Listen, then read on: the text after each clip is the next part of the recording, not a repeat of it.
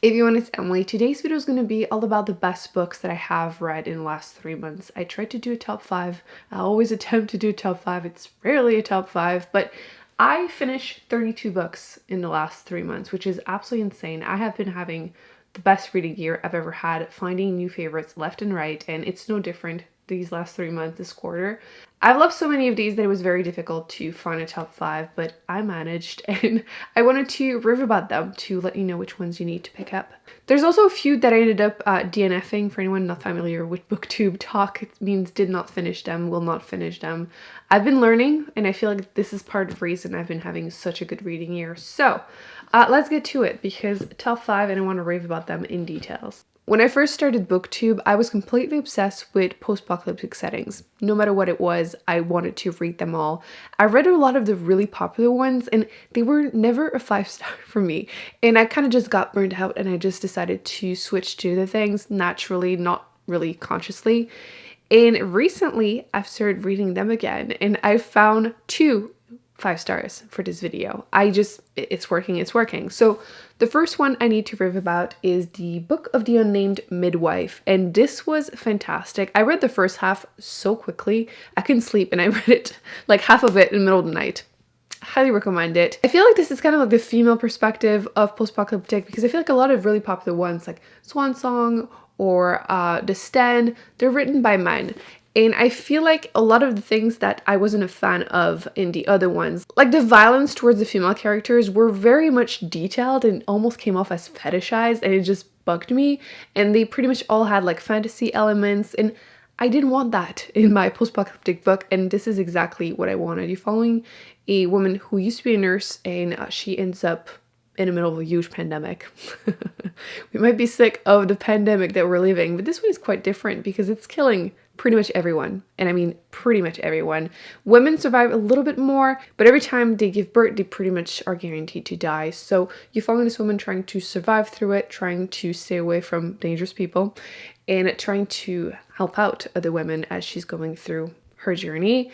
I really enjoyed how like different it was from all the other ones that I've read, how pretty realistic that it was. There are still some like essay scene, but it doesn't go into like details. It's not like 100 pages of details, and often it's mostly implied, which I prefer, to be honest. I don't really want to read like a 10-page essay scene. So yes, I highly recommend this. I really enjoy it. I ended up actually reading the ebook, and I loved it so much that I bought a physical copy because I need it on my shelf. So absolutely recommend this to like everyone that likes post-apocalyptic books. It's just really good. Might as well continue. I read a duology that I absolutely adored. The first one is The Parable of the Sower. Book 2 is Parable of the Talents, which I do have somewhere, but you can probably tell from the background. I'm currently redoing my library. I'm hoping to be possibly done by the end of the month. We'll see. But I absolutely adore this duology. It technically was meant to be a trilogy, but unfortunately the author passed away before she was able to continue.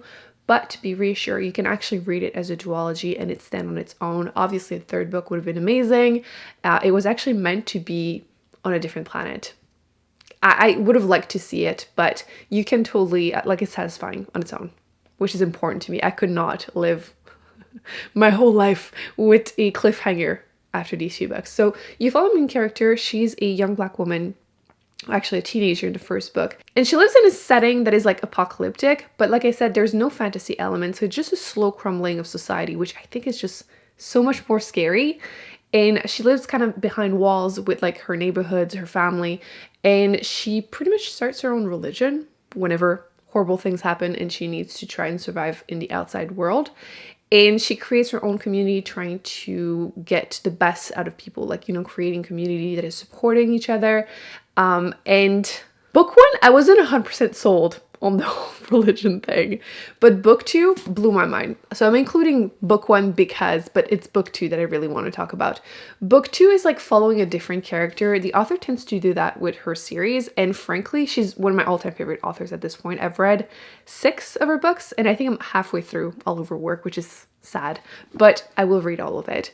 Book 2 was fantastic. You're following a different character, like I was mentioning, but you also get like flashback through journal entries, and It was one of the most difficult books that I've ever read. Actually, on Goodreads, my review said that it was one of the best books I've read, but I never want to read it again because there's about like 50 pages in the middle of the book that gut-wrenching, gut-wrenching.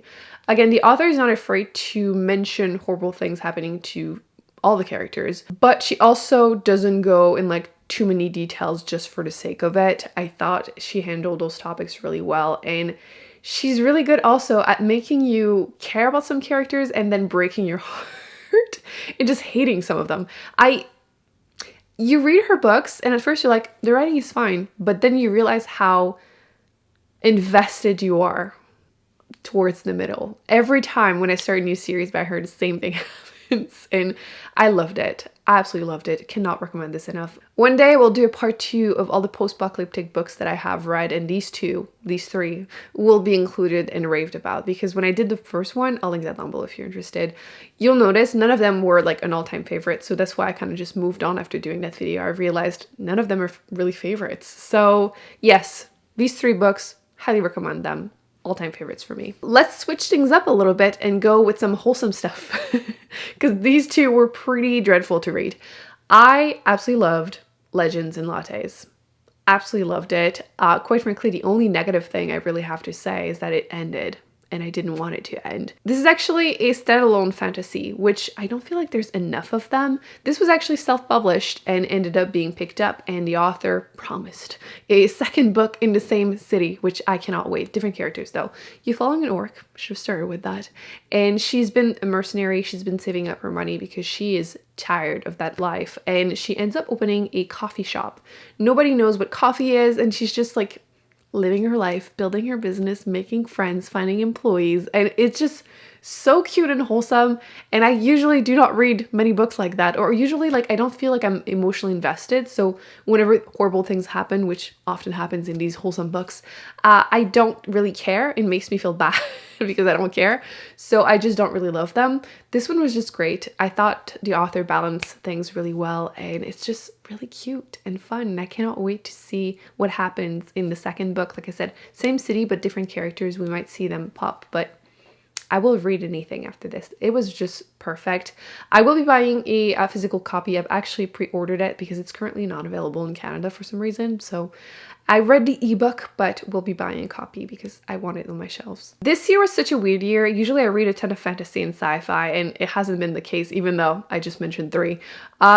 Another favorite of mine, prepare yourself, is Beach Read, which is a romance book, which I've always said I'm not a big romance person. I would mention once in a while one of them that would kind of work for me, but this author in general, new favorite. Loved Beach Read because she balanced things so well. So it's not just a romance. You follow main character, and she just lost her father and learned that her father was cheating on her mom, and it just shatters her world because she thought their relationship was like a dream. It was a goal. That's what she wanted. Now she has to grieve not being able to talk about that with her dad, but she's also on a timeline to publish a book, finish writing it. She has nothing done. So she goes to the cottage that her father owned, and that was close by the mistress.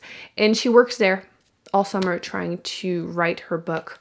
And there's a sexy neighbor. I would say that it's like enemies to lovers, which tend to work better for me.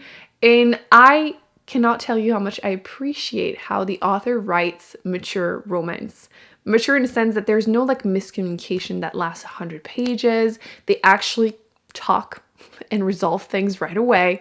And it just felt not silly. I cannot stand the miscommunication trope. So this was great. I really appreciated how, again, the balance of serious topics with the romance, and also the fact that the side characters had actual personality. Like they weren't 2Ds, they were actually part of the story. And I just really liked it. So don't be fooled though, Beach Read, it's not really a summer read because again, it's heavy on the whole grief thing, but this was great. I highly recommend it. This is my second book by the author. I have the third one there, and I will be reading the next one that comes out next year because at this point I will read pretty much anything by her. Like who would have thought I would have a favorite romance author?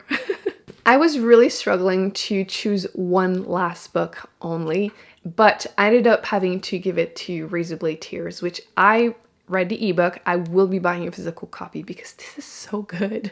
I really wasn't expecting to love this.